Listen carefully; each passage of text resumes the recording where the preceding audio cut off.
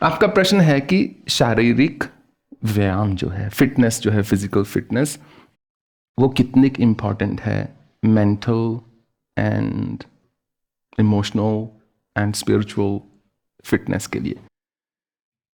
देखिए, जितने भी जीवन में अनुभव हैं हमारे, जितने भी, उनका रस तो मन लेता है, परंतु वो सारे के सारे अनुभव हम अपने शरीर के माध्यम से लेते हैं।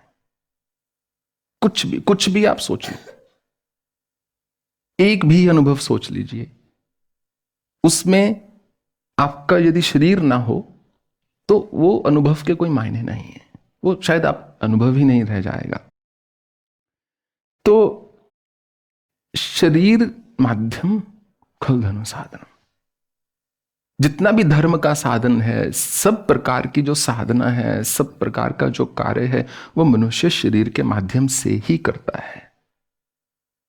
और यदि भगवान ने कहा है कि भूत ग्रामम चेतस, कि ये ग्राम है, ये एक ऐसा शहर है जो पंचभूतों से बना हुआ है। कौनते कृष्णतः शरीरस्थम भूत ग्रामम चेतस मां चैवंत शरीरस्थम तान्विदासन निश्चयान।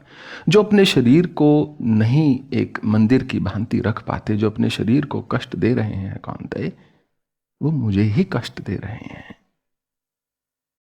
तो भगवान ने खाने पर और व्यायाम करने पर, मतलब बॉडी को फिट रखने पर जोर दिया है। शायद इसीलिए हमारे ऋषि मुनियों ने योगासन की रचना कर दी कि आप कहीं पर भी हों, किसी भी अवस्था में क्यों ना हो, जिस प्रकार आप भक्ति कर सकते हैं, उसी प्रकार यदि आपके पास कहीं बैठने की भी जगह है तो आप कसरत भी कर सकते हैं। यदि शरीर आपके साथ नहीं है तो आप कभी भी घोर साधना या गहराई में उतरकर साधना करना आपके लिए मुश्किल रहेगा। अब जितने भी ऐसे गुरु या साधु हैं जो शरीर से नहीं स्वस्थ, वो आपको हमेशा कहेंगे कि आत्मा ही सब कुछ है, शरीर कुछ नहीं होता। सीधी सी बात। वो कैसे कहेंगे कि स्वस्थ रहो? आप बोलेंगे महाराज आप तो नहीं लिख रहे इतने स्वस्थ। बेटा हमारी बात और है, हम समाधि में रहते हैं। और ये हालांकि मैंने व्यंग्यपूर्ण कही है बात, परंतु ये सत्य है कहीं ना कहीं। हर कोई अपना जो मत है, व्यू पॉइंट है, पर्सपेक्टिव, उसको जस्टिफाई करेगा। परंतु आप ऑब्जेक्टिवली उस चीज को सोचिए कि यदि आपका शरीर आपका साथ नहीं दे रहा तो आप किसी भी चीज का रस कैसे लोगे? आपने साधना करनी है, परंतु उसमें आप 4 घंटे 5 घंटे दिन में बैठकर जप करना चाहते हो, अगर बैठ ही नहीं पा रहे हो, शरीर दुखने लग गया है, आप बैठना चाहते हो, तो कैसे करोगे? संभव नहीं है।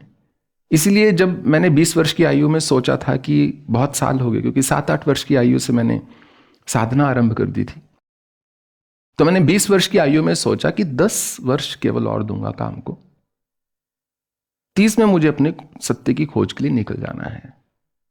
क्योंकि मेरे मन में एक ही बात रहती थी, अभी तो शरीर साथ दे रहा है, बाद में जाने ना देगा या नहीं देगा। और उससे भी बड़ी मेरे में एक व्याकुलता थी देवी मां का साक्षात्कार प्राप्त करने की। तो और ये बात कई वर्ष पहले मैंने कही थी, यदि आपके पास मान लीजिए दिन में आधा ही घंटा है ध्यान करने के लिए, जप करने के लिए, तो केवल 10 मिनट जप कर लो, चलेगा। 20 मिनट एक्सरसाइज कर लीजिए। यदि आप अपने खाने का ध्यान नहीं रखेंगे,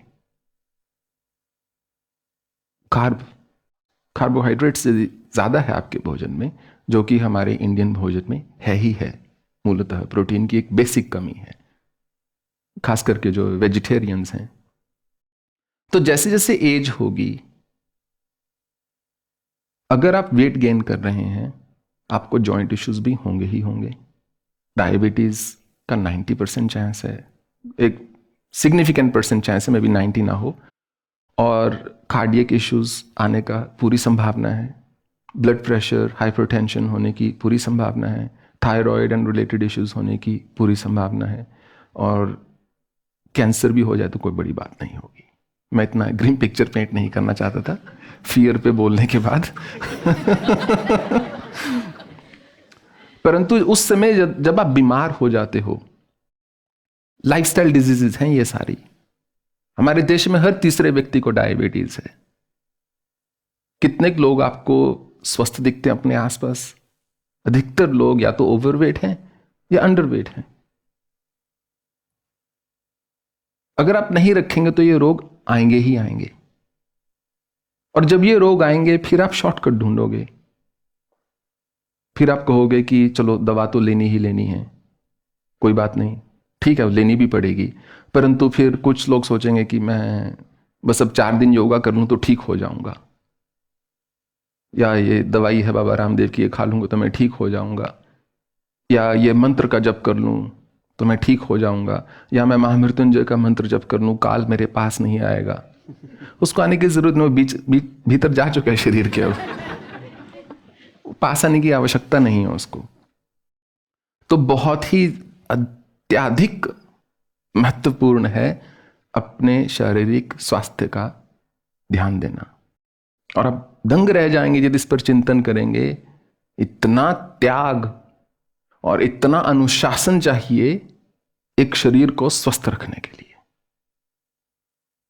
आपको भूख है 5 रोटी खाने की, 2-2.5 में ही गुजारा करना पड़ता है। हमेशा ही इंसान भूखा रहता है। आप तो चाहते हो कि मीठा खा लें। हमारे यहां जैसे कभी मिठाई आती है, मुझे सुनकर बड़ा एक कष्ट होता है कि सबने बड़ी खुशी से खाई। ये कोई खुशी से खाने वाली चीज नहीं है, ये खाने वाली चीज ही नहीं है।